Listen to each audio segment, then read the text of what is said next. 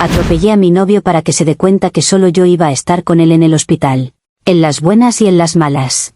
Ahora se enteró que fui yo. Me está terminando. ¿Acaso no ve el apoyo incondicional que le doy? La palabra, terminado, suena hueca y absurda bajo la luz fluorescente de la habitación del hospital.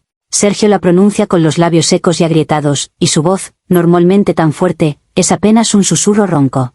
Pero la palabra está ahí, flotando sobre la bandeja de comida intacta y las flores que le traje esta mañana. Me está terminando. A mí. La única persona que ha estado a su lado día y noche desde el accidente. La que le sostiene el vaso de agua, la que le lee hasta que se duerme, la que ha discutido con las enfermeras para asegurarse de que le den sus analgésicos a tiempo. Le pregunto por qué. Mi voz es un modelo de calma y confusión, aunque por dentro un volcán de injusticia está a punto de entrar en erupción. Él me mira desde la almohada, y sus ojos, que antes me miraban con amor, ahora están llenos de algo que se parece al miedo. Dice, la enfermera te escuchó. Anoche, mientras yo dormía. Dijo que estabas susurrando. ¿Qué decías? ¿Ves? Ahora no puedes dejarme. Ahora me necesitas de verdad. El aire se escapa de mis pulmones. Un pequeño error. Un momento de honestidad susurrado en la oscuridad, y todo mi sacrificio se convierte en un crimen. Le digo que no entiende. Que esas palabras salieron de un lugar de amor, de un miedo profundo a perderlo. Le recuerdo las últimas semanas, mi devoción inquebrantable. Le señalo la silla en la esquina, la que se ha convertido en mi cama improvisada. Le muestro mis manos, secas y agrietadas por el desinfectante del hospital. Todo esto, le digo, todo esto es la prueba de mi amor. Pero él solo niega con la cabeza, una y otra vez. Dice, no es una prueba de amor, Elena. Es una escena del crimen. Y ahí está. La ingratitud en su forma más pura.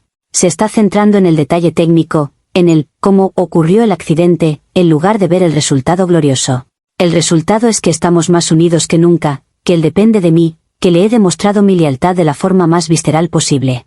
Él no lo ve. Solo ve el coche, el golpe, la mentira. No ve el panorama general. Para que entiendan por qué su reacción es tan injusta, tan cruel, necesitan entender cómo eran las cosas antes. Necesitan entender la enfermedad que estaba matando nuestra relación. Una enfermedad que solo una medida drástica podía curar. Sergio y yo nos conocimos hace 3 años, y desde el principio, fui yo la que amó más. Lo supe desde el primer día. Él era carismático, magnético, el tipo de hombre que ilumina una habitación con solo entrar. La gente se sentía atraída por él de forma natural. Y yo, que siempre me he sentido un poco invisible, me sentí afortunada, bendecida, de que me eligiera a mí. Los primeros años fueron buenos, pero siempre sentí una corriente subterránea de pánico. Sergio era ferozmente independiente. Tenía su propio mundo perfectamente construido antes de que yo llegara. Tenía su carrera como diseñador gráfico, sus amigos de toda la vida, su club de escalada los fines de semana, su voluntariado en el refugio de animales. Su vida era un mosaico vibrante y lleno de piezas, y yo era solo una de ellas. Una pieza importante, sí, pero no la pieza central. Y eso me estaba matando. Yo quería ser su todo. Quería que me necesitara de la misma manera desesperada en que yo lo necesitaba a él. Pero él no me necesitaba. Me quería, me deseaba, disfrutaba de mi compañía. Pero no me necesitaba. Si yo no estaba, su mundo no se derrumbaba. Simplemente, se sentía un poco más vacío por un tiempo.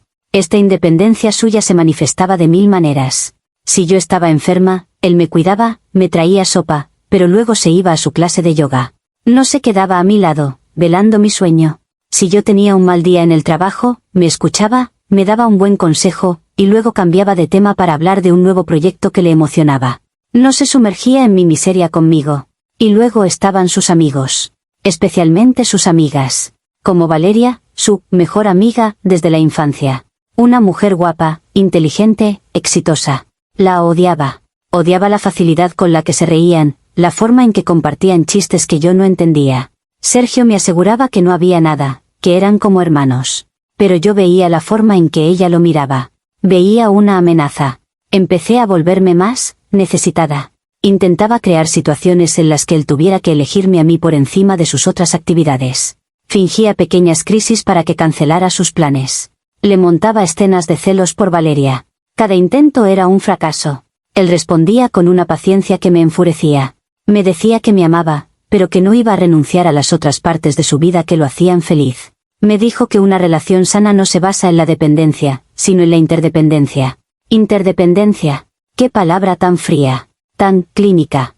Yo no quería interdependencia, quería fusión. Quería que nuestras vidas se entrelazaran tanto que fuera imposible saber dónde terminaba una y empezaba la otra. Me di cuenta de que las palabras no funcionaban. Los celos no funcionaban. Las pequeñas crisis no funcionaban. Estaba perdiendo. Sentía como se alejaba, no por falta de amor, sino por un exceso de vida propia. Estaba compitiendo con su carrera, sus aficiones, sus amigos. Y yo necesitaba ganar. Necesitaba demostrarle, de una vez por todas, que yo era la única pieza de su vida que era verdaderamente indispensable. Necesitaba una crisis real. Una que él no pudiera ignorar. Una que lo obligara a necesitarme. La idea no llegó como un rayo. Fue más como una niebla que se fue espesando en mi mente durante semanas. Empezó con fantasías. Me imaginaba que Sergio enfermaba gravemente, nada fatal, solo algo que lo dejara incapacitado, dependiente. Me imaginaba cuidándolo, siendo su único vínculo con el mundo exterior. Sus amigos vendrían de visita, pero sería yo quien controlara el acceso. Valeria le traería flores, pero sería yo quien le cambiaría el agua al jarrón. En mis fantasías, su debilidad se convertía en mi fuerza. Su necesidad se convertía en el ancla de nuestra relación. Estas fantasías se hicieron más vívidas, más detalladas. Empecé a verlas no como sueños, sino como soluciones. Nuestra relación estaba enferma, muriendo de una sobredosis de independencia. Y a veces, para curar una enfermedad, necesitas una cirugía. Una intervención drástica. La oportunidad, el momento perfecto, se presentó de una forma casi poética. Sergio tenía la costumbre de salir a correr todas las mañanas por el mismo camino, un sendero tranquilo que bordeaba un parque. Pasaba por un cruce de calles con poca visibilidad, justo a las 7:15. Cada mañana. Como un reloj. El plan se formó en mi cabeza con una claridad aterradora. No quería matarlo. Por supuesto que no. La idea es horrible. Solo quería herirlo. Lo suficiente. Una pierna rota. Quizá una conmoción cerebral leve. Algo que lo pusiera fuera de combate durante unas semanas, unos meses. El tiempo suficiente para que el nuevo equilibrio de poder se solidificara. El tiempo suficiente para que él se diera cuenta de que, cuando todo lo demás falla, cuando tus piernas no te sostienen y tus amigos están ocupados con sus propias vidas, la única persona que queda, la única constante, soy yo. Esa mañana, me levanté antes que él. Le di un beso en la frente mientras dormía. Le susurré que lo amaba y que todo lo que iba a hacer era por nosotros. Tomé mi coche. Conduje hasta el cruce y esperé, con el corazón martilleándome en el pecho, no por miedo, sino por una extraña y terrible emoción. Esto era el amor en su forma más pura. Un sacrificio. Estaba dispuesta a llevar el peso de este secreto, de este acto, para salvar nuestra relación. Lo vi acercarse, con sus auriculares puestos, perdido en su mundo. Esperé el momento perfecto. Cuando entró en el cruce, aceleré. El golpe fue más sordo de lo que esperaba. Un ruido horrible de metal contra carne y hueso. No miré. No podía. Solo pisé el freno, di la vuelta y me alejé a toda velocidad por una calle lateral. Conduje hasta casa, temblando, pero con una sensación de triunfo. El cirujano había hecho su trabajo. Ahora comenzaba el trabajo de la sanadora. Esperé 1 hora, el tiempo que tardó en llegar la llamada del hospital. Puse en mi voz el pánico y la desesperación adecuados. Corrí al hospital, llorando. La actuación de mi vida. Cuando lo vi en la cama, con la pierna enyesada y un corte en la frente, sentí una oleada de amor tan abrumadora que casi me ahoga. Estaba a salvo. Estaba roto. Y era mío. Completamente mío. El médico dijo que había sido un atropello y fuga, que tenían suerte de que alguien lo hubiera encontrado tan rápido. Asentí, con lágrimas de gratitud corriendo por mi cara. Las semanas siguientes fueron exactamente como las había fantaseado. Yo era su ángel guardián. Su mundo se redujo al tamaño de esa habitación de hospital, y yo era la dueña de ese mundo. Sus amigos venían, sí, pero se iban. Valeria vino una vez, incómoda y fuera de lugar, y no volvió. Pero yo siempre estaba allí, en las buenas y en las malas. Le estaba demostrando mi amor incondicional, mi lealtad. Estaba curando nuestra relación con cada vaso de agua que le daba, con cada historia que le leía. Estaba segura de que él lo veía. Segura de que sentía la profundidad de mi devoción. Segura de que, cuando saliera de allí, sería un hombre nuevo. Un hombre que me necesitaba. Mi control sobre su mundo era absoluto, y era glorioso. Gestionaba sus visitas, filtraba sus llamadas, actualizaba a su familia con informes cuidadosamente elaborados sobre su progreso. Me convertí en la única fuente de información, en la guardiana de su bienestar. Y él, al principio, parecía agradecido. Me daba las gracias con la voz débil, me apretaba la mano, me miraba con una nueva dependencia en sus ojos que era la droga más adictiva que había probado nunca. Pensé que estaba funcionando. Pensé que mi plan había sido un éxito rotundo. El primer indicio de que algo iba mal fue la enfermera de la noche, una mujer mayor llamada Inés. Nunca le gusté. Me miraba con una sospecha que yo atribuía a la envidia o a la amargura de su propia vida. A veces, cuando entraba en la habitación, yo estaba hablando con Sergio mientras dormía, susurrándole cosas, reforzando mi mensaje. Le decía, ¿ves, mi amor? Así es como debería ser. Solo tú y yo. Sin distracciones. Yo te cuidaré, siempre. Pensé que era reconfortante. Inés, aparentemente, lo encontraba espeluznante. La confrontación no fue una explosión. Fue un goteo lento y venenoso. Un día, Sergio estaba más callado de lo normal. Me dijo que había estado hablando con la policía esa mañana. Habían encontrado un trozo de faro en el lugar del accidente. Un faro de un modelo y color de coche muy específico. Mi modelo y color de coche. Mi corazón dio un vuelco, pero mantuve la calma. Le dije que era una coincidencia terrible, que había muchos coches como el mío en la ciudad. Él asintió, pero no parecía convencido. Vi una sombra de duda en sus ojos por primera vez. El verdadero descubrimiento, el momento que lo destrozó todo, fue cuando Inés, la enfermera, decidió intervenir. Anoche, cuando llegué al hospital, Inés me detuvo en el pasillo. Me dijo que necesitaba hablar conmigo. Con una calma profesional, me contó que la noche anterior, mientras Sergio dormía profundamente por los sedantes, ella había entrado en la habitación y me había escuchado hablar. Me repitió mis propias palabras, ahora no puedes dejarme. Ahora me necesitas de verdad. Siempre juntos. Luego me dijo que, después de escuchar eso, se lo había contado a Sergio esa misma mañana. Y que también le había contado a la policía lo que había oído, junto con sus sospechas sobre mi comportamiento excesivamente posesivo. Me quedé helada. La traidora. Había envenenado su mente contra mí. Entré en la habitación. Sergio estaba despierto. La bandeja de la cena estaba intacta. Me miró, y la dependencia que yo tanto había cultivado había sido reemplazada por algo nuevo. Algo que nunca antes había visto en él, el miedo. Me preguntó si era verdad. Si yo había dicho esas cosas. Intenté negarlo, pero la mentira se ahogó en mi garganta. Así que cambié de táctica. Se lo admití. Pero lo recontextualicé. Le dije que eran palabras de desesperación, de una mujer aterrorizada por la idea de perder al hombre que ama. Que el accidente me había hecho darme cuenta de lo frágil que era la vida. Pero él ya no me escuchaba. Estaba conectando los puntos. El coche. Mis palabras. Mi presencia constante. La forma en que había alejado sutilmente a sus amigos. Y entonces me preguntó, con una voz que era apenas un susurro, ¿fuiste tú, Elena? ¿Fuiste tú quien me atropelló? La pregunta quedó suspendida en el aire, cargada de una verdad monstruosa. Y en ese momento, supe que el juego había terminado. Mi fantasía se había hecho añicos contra la dura realidad. Él no lo veía como un acto de amor. Lo veía como el ataque que fue. Y lo más doloroso, lo más injusto de todo, es que, en el momento en que más me necesitaba, en el momento en que mi plan estaba en su punto álgido, fue cuando decidió que ya no me quería. Y así volvemos a esta habitación estéril, al eco de la palabra, terminado. He intentado razonar con él. Le he explicado el por qué. Le he hablado de la enfermedad de su independencia, de mi miedo a perderlo, de cómo todo lo que hice, por muy retorcido que parezca, nació de un lugar de amor desesperado. Él no quiere entender. Está atrapado en los detalles superficiales, en el método en lugar del motivo. Me llama monstruo. Me dice que estoy enferma. Ha pedido que me restrinjan las visitas. Ayer, cuando intenté entrar en su habitación, un guardia de seguridad me detuvo amablemente y me dijo que el señor Sergio no deseaba verme. La policía ha venido a hablar conmigo. He negado todo, por supuesto. No tienen pruebas, solo el testimonio de una enfermera entrometida y las sospechas de un hombre confundido por los analgésicos. Mi coche tuvo un pequeño golpe en el aparcamiento del supermercado hace unas semanas, tengo el informe del seguro para demostrarlo. Legalmente, estoy a salvo. Pero en el tribunal de su opinión, ya he sido condenada. Ahora estoy de vuelta en nuestro apartamento, un lugar que se siente embrujado por su ausencia. Me siento vacía, pero sobre todo, me siento incomprendida. Mi gran gesto, mi sacrificio definitivo, ha sido malinterpretado de la forma más cruel posible. Yo no lo ataqué. Intenté salvarlo.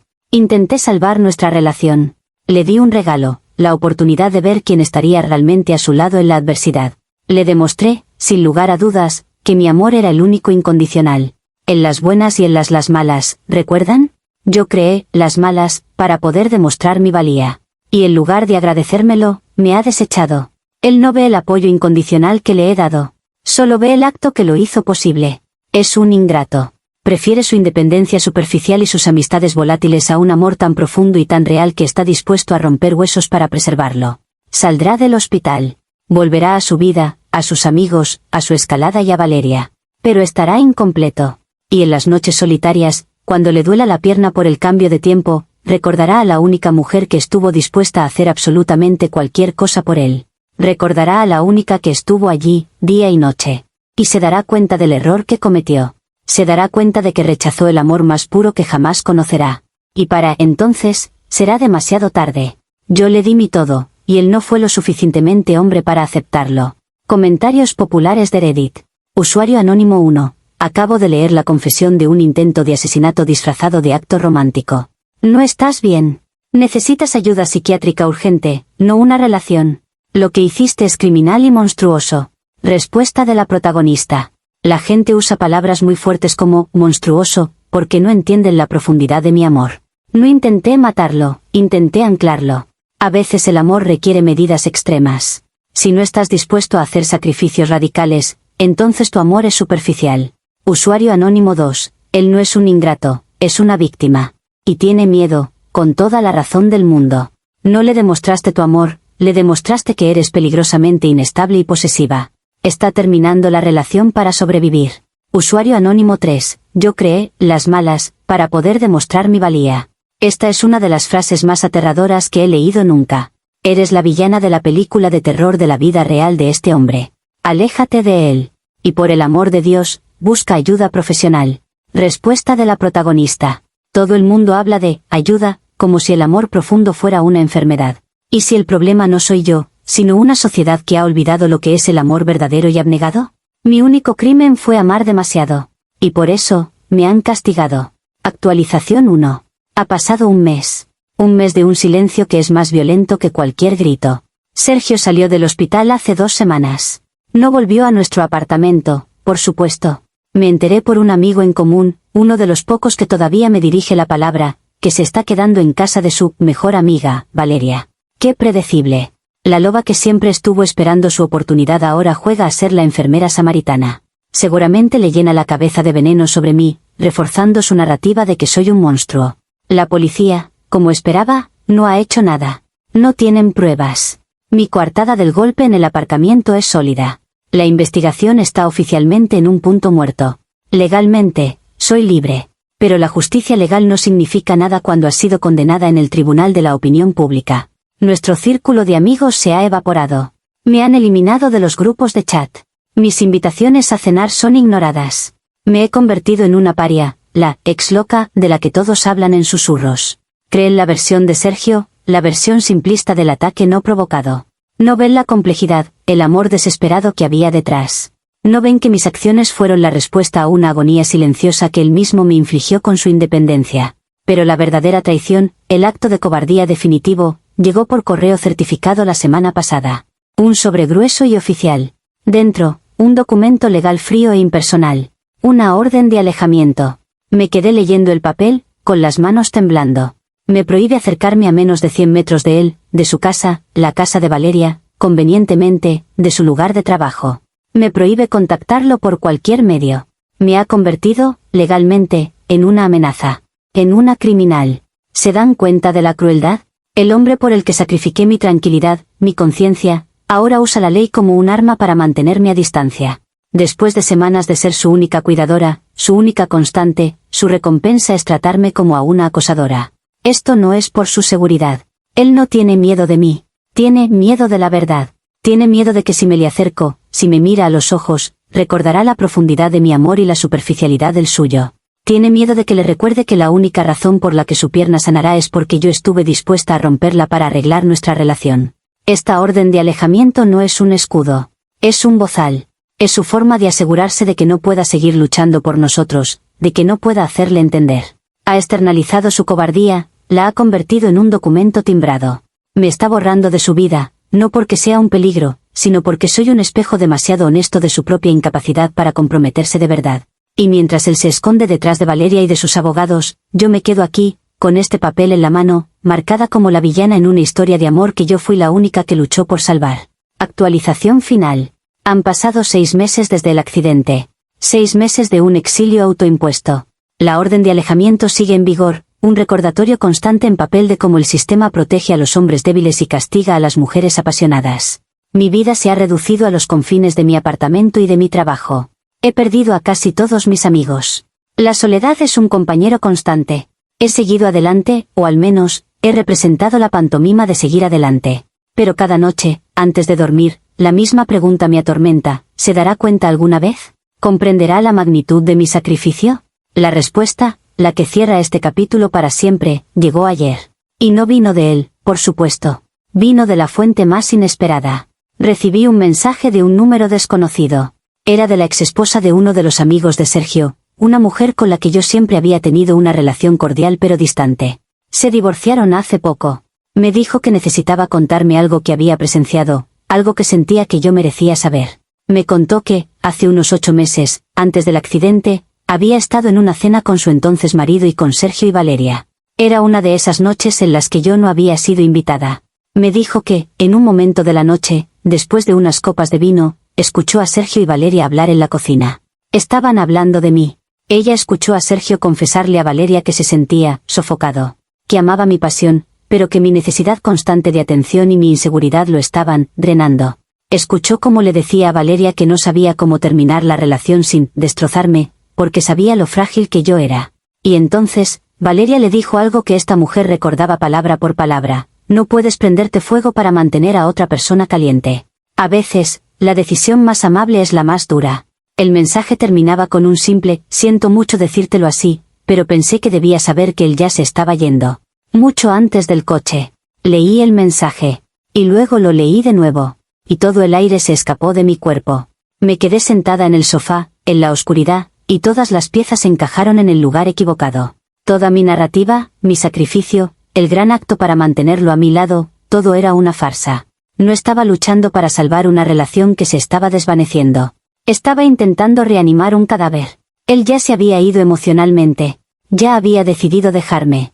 Solo estaba buscando la forma amable de hacerlo. El accidente no fue una cirugía para salvar nuestra relación.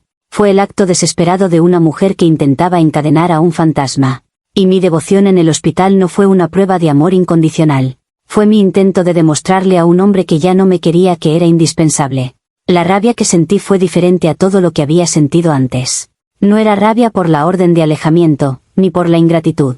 Era la rabia de la humillación absoluta. Él no me dejó porque yo lo atropellara. Me habría dejado de todas formas. Mi acto extremo no fue la causa de su partida. Simplemente le dio una razón mucho más dramática y conveniente. Le di la excusa perfecta para huir de mí y quedar como la víctima absoluta. Así que este es el final. Ya no hay nada por lo que luchar. No hay nada que entender. Él no es un ingrato. Es un cobarde que, en lugar de enfrentarse a mí con la verdad, planeaba abandonarme, amablemente. Mi único crimen, al final, fue amarlo de una forma tan total que tuve que romperle los huesos para que se quedara. Y su único crimen fue ser tan débil que ni siquiera tuvo el valor de dejarme a la cara. No sé cuál de los dos es peor. Pero sé que nunca más volveré a prenderle fuego a mi propia alma para mantener caliente a un hombre que ya estaba caminando hacia la puerta.